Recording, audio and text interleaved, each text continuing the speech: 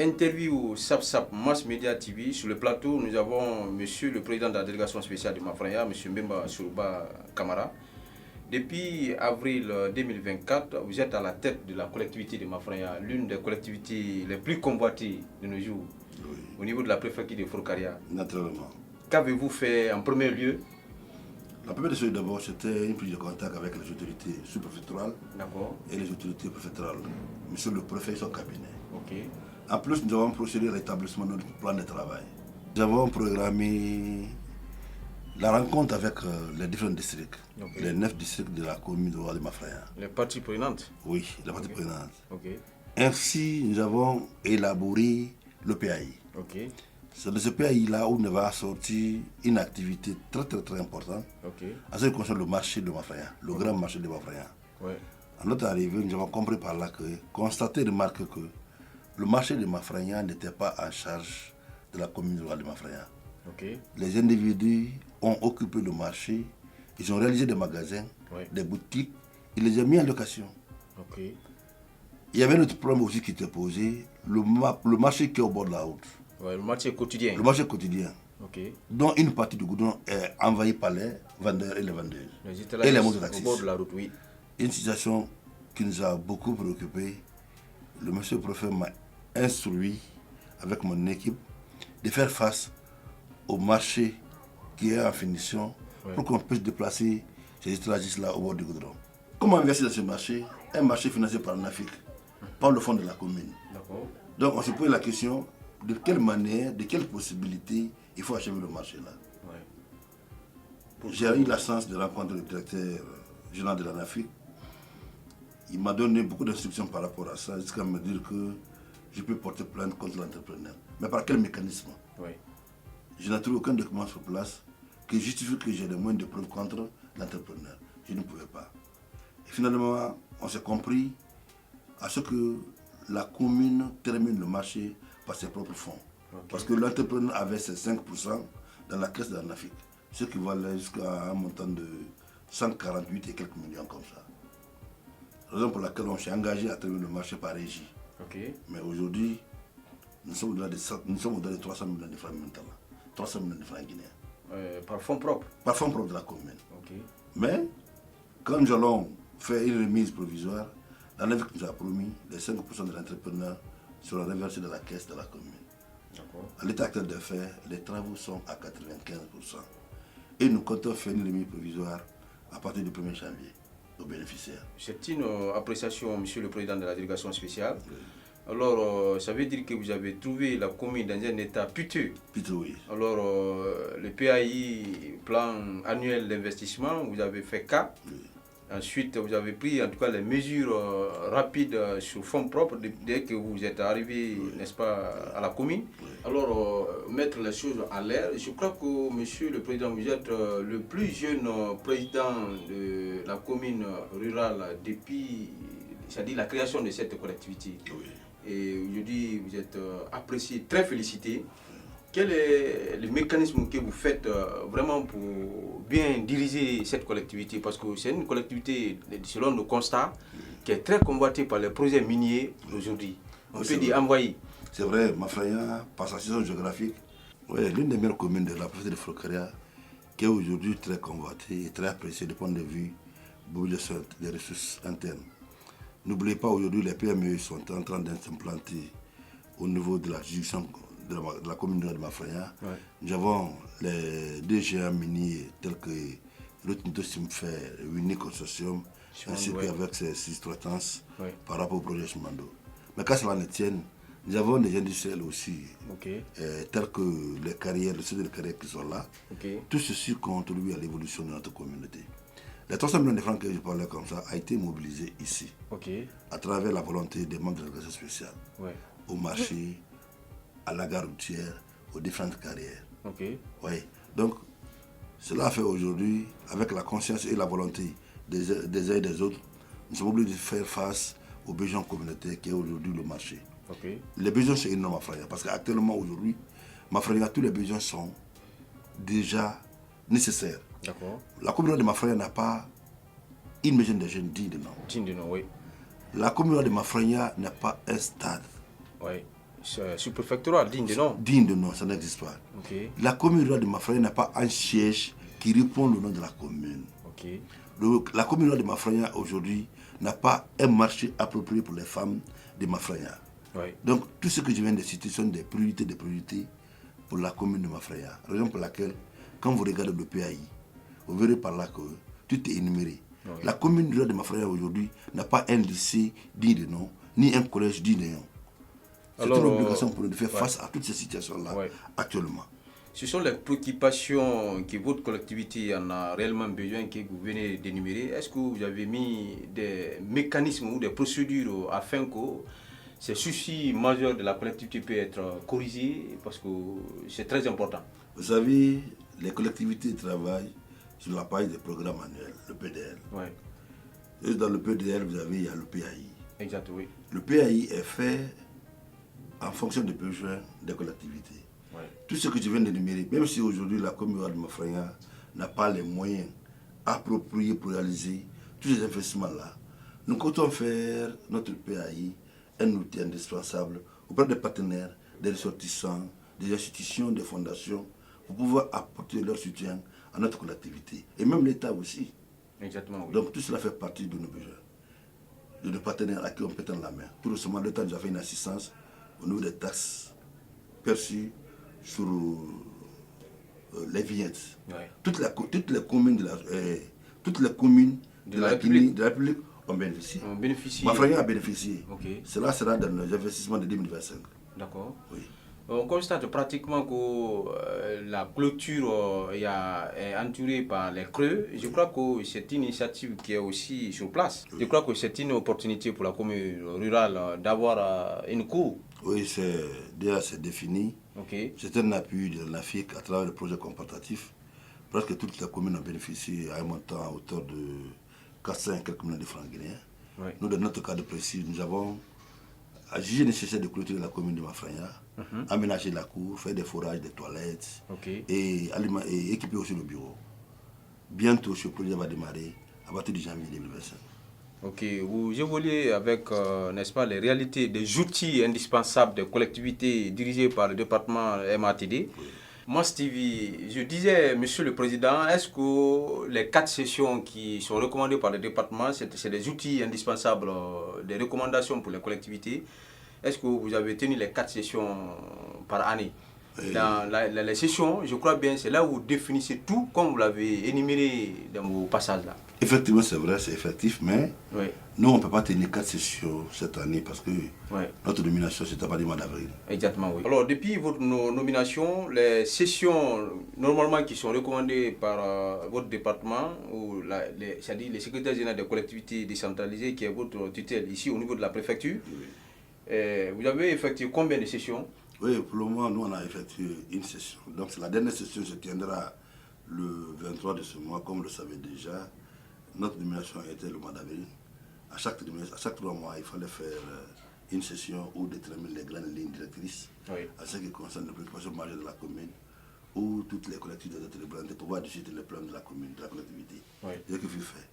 Donc, je sais que à ce niveau, il n'y a pas eu de problème, parce qu'il y a eu beaucoup d'efforts, parce que toutes les affaires publiques de la collectivité ont été relatées. Et aujourd'hui, c'est une obligation de nous faire face à cela, pour pouvoir permettre à notre collectivité d'être en concurrence avec les autres collectivités organisées. Exactement, oui. Alors, vous avez compris, nous sommes avec le président de la délégation spéciale de Mafrania, la personne de M. Mbemba Surba Kamara. Le premier jeune intellectuel, c'est d'après nos interrogations dans la collectivité, les gens nous disent comme ça. Alors, la question de la jeunesse, vous l'avez touché au niveau de la maison des jeunes, aussi au terrain, le stade a des soucis. La jeunesse, c'est une obligation pour nous. Le président de la République, le général Mamadi Doumbouya, avait dédié une partie de son pouvoir à la jeunesse et aux femmes. C'est une priorité pour nous, en fait, parce que c'est l'avenir de ce pays. Il faut que la jeunesse aille à l'avance, qu'il soit cadré, qu'il soit suivi, pouvoir nous permettre de réduire la pauvreté. D'accord. Le problème de la pauvreté de chez nous, je repose sur la jeunesse. Ah oui. Aujourd'hui, nous avons un petit problème. Aujourd'hui, les projets qui sont là aujourd'hui, c'est des projets en construction. Oui. Donc ça concerne les jeunes de métiers. Oui. Tous les jeunes de métiers de Mafraya aujourd'hui sont dans le projet. Oui. C'est la raison pour laquelle j'ai lancé la fois d'un appel solennel aux jeunes qui font mototaxi là, que ce n'est pas la solution de leur problème. Ils n'ont qu'à aller apprendre le métier. C'est ce que le permettra de vivre dans cette société. Oui. Si on n'a pas de métier, pas vivre. J'ai demandé aux jeunes intellectuels aussi d'aller faire des écoles professionnelles, au-delà des diplômes universitaires. Oui. Parce qu'actuellement, c'est qu'il y a le secteur professionnel. Oui. Raison pour laquelle j'ai donné ce conseil à toutes les grandes rencontres, aux jeunes diplômés, d'aller s'orienter dans les écoles professionnelles pour pouvoir leur permettre de bénéficier de ce projet-là. Parce qu'un juriste a moins de place dans ce projet-là. Un médecin a peu de place dans ce projet-là. Un sociologue a peu de place dans ce projet-là. Oui. Donc si tu es une personne de métier, diplômée en métier professionnel, facilement tu es dans le projet. Tu vas non seulement prendre ta famille en charge, mais tu vas contribuer au développement de la communauté. C'est une exigence pour nous. La jeunesse doit se lancer dans cette situation et suivre le processus de développement de la Guinée. Ouais, ça veut dire que vous exhortez la jeunesse de se former plus davantage ou de se recycler afin de bénéficier des retombées du projet, parce que la compétence égale la localité bénéficie. Est-ce qu'il y a ça ici à Mafraya, dans la commune rurale de Mafraya, qui est composée de 9 districts? Parce que nous avons fait d'abord une étude, on est passé de district en district, on a posé quelques questionnaires aux jeunes qui sont à la recherche de l'emploi, vous l'avez touché. Il faut que la jeunesse accepte de se former, de se performer ou de se recycler, ceux qui sont diplômés. Oui. Aujourd'hui, qu'est-ce que vous pouvez dire vraiment à ces grands projets, les responsables qui nous facilitent aussi, parce que ces jeunes-là, ce n'est pas du tout facile. Oui. Les familles n'ont pas les moyens. Il faut vraiment, en tant que le représentant typique de la communauté, je crois que vous allez un peu parler à ces chefs d'entreprise-là. Oui, vous le savez, depuis notre arrivée, il y avait sur le problème. Ça se fait partout. Mais à un moment donné, à travers la sensibilisation au niveau communautaire, au niveau des partenaires miniers, oui. il y a eu une sorte de flexibilité par rapport à ça. Aujourd'hui, la plupart de ces jeunes qui barricadent la route sont dans le projet aujourd'hui, oui. ce qui a étenu un peu la situation actuelle. Au-delà de ça aussi encore, après la construction du port, il y aura encore une autre activité au niveau du port. Oui. Raison pour laquelle je demande à la jeunesse d'aller se former avant une nouvelle relance des activités. Okay. Parce que quand les minerais vont tomber, il y aura changement de statut au niveau du port. Okay. Parce que la construction va terminer, ils vont quitter.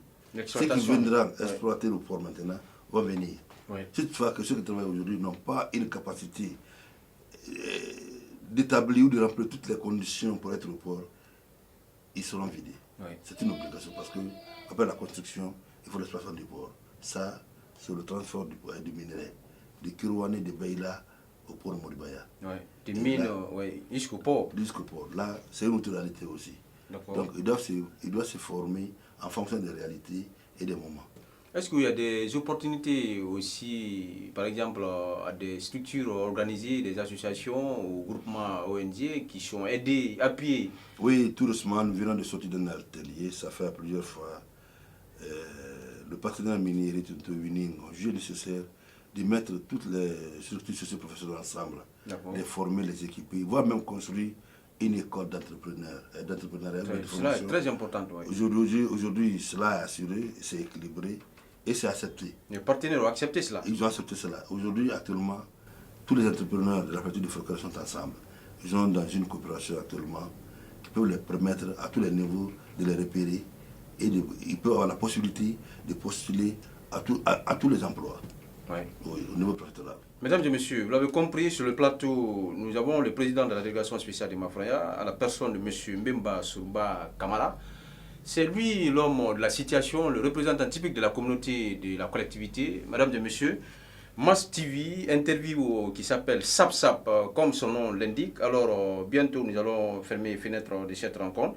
Je crois qu'il y a aussi les parties prenantes des districts qui viennent d'être évincés. Je crois qu'il y a les nouveaux responsables de district qui sont nommés par décret, par un acte, je crois bien. Oui. Et comment vous avez procédé? Vous savez, ça n'a pas été facile. Oui. Mais heureusement, on avait dans la feuille de route des directives qui pouvaient nous permettre comment identifier les gens qui pouvaient être à la tête de ces districts. D'accord. D'abord, les critères étaient là. Et puis les composantes sociales étaient là auxquelles on doit tirer ces gens-là. D'accord. Cela nous a permis de repérer facilement les personnes des ressources. Aujourd'hui, ils sont là. Dieu merci, il n'y a pas de problème. Ok. Est-ce que vous avez des recommandations à les dire? Ils vous écoutent parce qu'on est regardé C'est une partout. obligation fondamentale pour eux. La première chose d'abord, Ouais. c'est que ce soit dans notre esprit d'abord. Et donc nous, dans notre esprit aujourd'hui. Esprit Sénédré. Monsieur le Président, vous avez la parole. L'esprit Sénédré, la première chose d'accord, c'est quoi d'abord? Ouais. La paix, La paix. l'unité, Ok. la quiétude sociale. Ouais. Sans la paix, on ne peut rien faire. Rien du tout. Donc aujourd'hui, nous, ça a été dans notre fait. Notre première mission principale d'abord, c'est de faire la paix de la cité.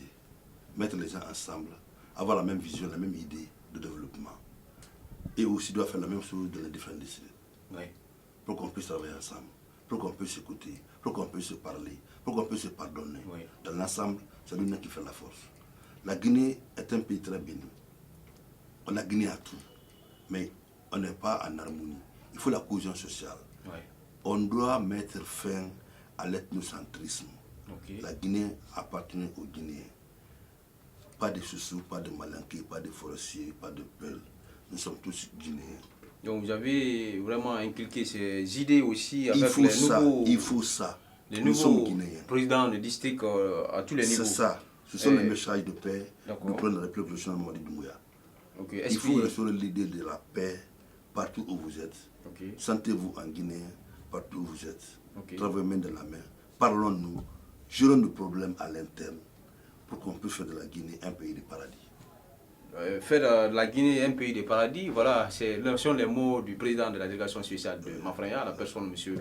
Memba Sourba Kamara. On est très content, n'est-ce pas, de vos interventions. Est-ce que au niveau de ce marché quotidien qui semble être très très difficile, vous avez dit que bientôt vous allez revenir, n'est-ce pas, enlever nos parents, nos mamans, n'est-ce pas, étalager sur le bord de la route. C'est un sérieux problème. Dans 2 semaines. Dans 2 semaines, monsieur le président, vous nous promettez. Hein. Dans 2 semaines. Vous êtes regardé. Vous ne verrez plus le marché là-bas. Dans 2 semaines. Vous à partir du 1er janvier, le marché sera là. Ok, ça, vous êtes suivi sur toutes les plateformes en Guinée et sur YouTube. Oui.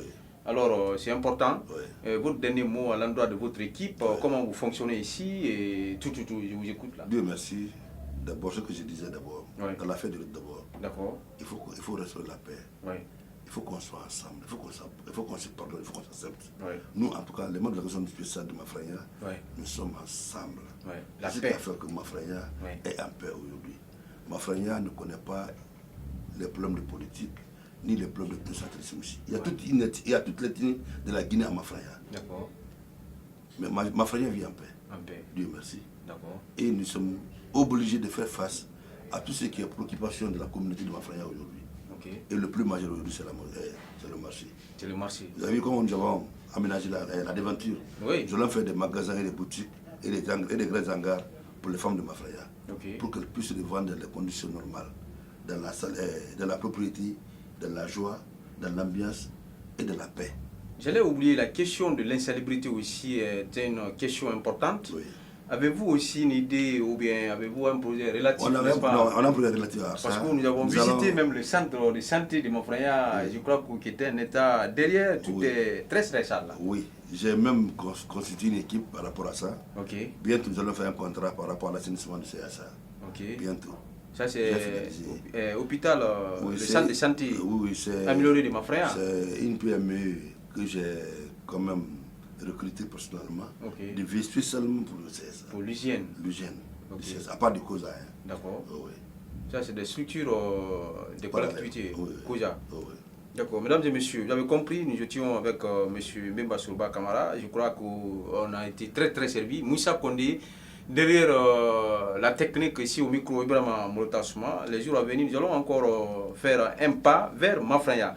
Les 9 collectivités, les 9 grands districts, 54 secteurs, je crois bien. Oui. Monsieur le président de la délégation spéciale, votre dernier mot, si possible, parce que nous fermons porte et fenêtre de cette interview appelée SAPSA, Mass Media TV. Merci beaucoup. Non seulement je vous remercie, je remercie ma collectivité, je remercie mes collègues de travail, je remercie le président de la République, je remercie le ministre du territoire, le gouverneur, monsieur le préfet, toute la communauté, je remercie tous les Guinéens. Merci. Merci. La paix, rien que la paix. D'accord. Merci. Merci. La technique Moussa Kondé. Une autre rencontre serait le bientôt.